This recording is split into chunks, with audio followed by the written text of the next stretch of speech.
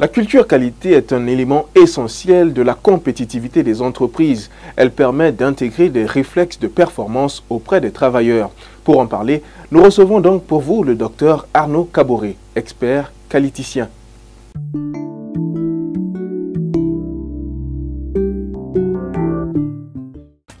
Le docteur Arnaud Caboret est pharmacien industriel travaillant dans le domaine de la biotechnologie. Il est également titulaire d'un diplôme d'ingénieur qualité de l'ENSAM ParisTech et de plusieurs certifications HEC, Harvard Business School Online et Johns Hopkins Engineering School. Il met ses compétences au service de la performance industrielle en Afrique.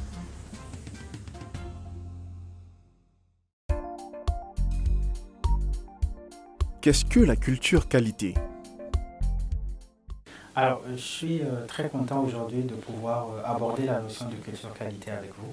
Alors, la culture qualité, c'est un pilier de toute démarche d'amélioration continue et c'est aussi un pilier important de toute approche de mise en place d'une démarche de management de la qualité. Finalement, c'est quoi la culture qualité? Alors, la culture, de façon simple, ça va être un ensemble de notions, un ensemble de concepts qui sont acquis et partagés dans un milieu. Donc, notamment, un aspect de la culture et peut-être dans une entreprise, simplement, ça peut être qu'on ne tolère pas les retards, ce qui peut ne pas être le cas dans une autre entreprise. Alors, une approche de la culture qualité, on entend souvent le terme « et le client est roi ». C'est aussi un élément de la culture qui veut dire que quand un client rentre dans un service, on essaie de l'écouter, de l'entendre et de satisfaire ses besoins. Donc la culture qualité, ça va être cet ensemble-là de notions, de valeurs, de concepts partagés dans le sens de pouvoir délivrer des services et des produits de qualité aux clients. Donc cette culture qualité-là est vraiment quelque chose d'assez important en fait dans toutes les entreprises. Et finalement, il n'y a pas de mauvaise culture qualité ni de bonne culture qualité. Il y a une culture qualité, il y a des concepts, des attitudes qu'on adapte au sein d'une entreprise, que ce soit public ou privé, pour pouvoir répondre à un besoin qui est celui du client. Quelle place doit prendre la culture qualité dans une entreprise ? La culture qualité doit prendre une place centrale et importante. La culture qualité, c'est un pilier de toute démarche d'amélioration continue. Une entreprise qui n'a pas développé une culture qualité, qui n'a pas su l'inculquer à ses employés, qui n'a pas su l'intégrer dans ses processus internes, c'est une entreprise qui va certainement délivrer des services et des produits qui vont être de qualité variable en fonction de l'opérateur ou de la personne au niveau de l'entreprise qui est en contact avec le client.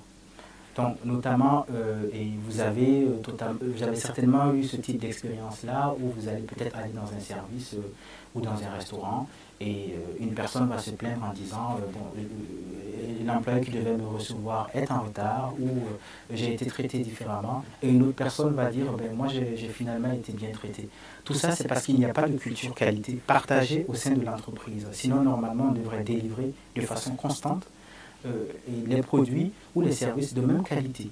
Donc la culture qualité doit être une démarche et une approche qui doit avoir une place stratégique au sein des entreprises. Quelle stratégie adopter pour améliorer la culture qualité d'une entreprise ? Je dirais, et pour ne pas parler d'amélioration, parce que comme je l'ai dit initialement, il n'y a pas de bonne ou de mauvaise culture qualité. Il y a une culture qualité qu'au niveau de la direction, on définit et qu'on intègre au sein de l'entreprise et qu'on diffuse. Il y a une approche à avoir, une approche méthodique et scientifique. Alors la première étape, c'est de faire un diagnostic. C'est-à-dire aujourd'hui, quel est l'état de la culture qualité au sein de mon entreprise en fait. C'est-à-dire quelles sont les notions et les concepts qui sont vraiment partagés au sein de l'entreprise. Certains employés vont peut-être trouver que ce n'est pas un problème de porter des équipements qu'on doit porter notamment pour travailler, que ce n'est pas un problème d'utiliser le matériel du service à des fins personnelles, que ce n'est pas un problème de faire attendre un client pendant 1 heure, et d'autres vont trouver que c'est un problème en fait. Donc il faut identifier l'état de la culture qualité de l'entreprise à l'instant T. Et pour cela, il y a des outils. Notamment, on fait des enquêtes avec des experts qui vont pouvoir décortiquer ces données-là pour donner une vision assez globale à la direction de l'état de la culture qualité.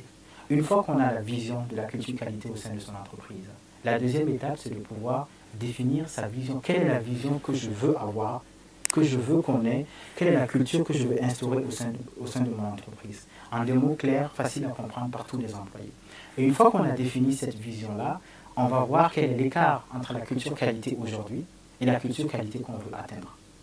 On va donc définir un plan d'action pour pouvoir bouger de la culture qualité d'aujourd'hui à celle qu'on veut atteindre. Donc le plan d'action va bien entendu être différent en fonction du gap entre ces deux éléments-là. Donc finalement, c'est cette démarche-là qui permet à une entreprise de pouvoir avoir en son sein une culture qualité adaptée à sa vision et qui permet de répondre aux besoins de ses clients.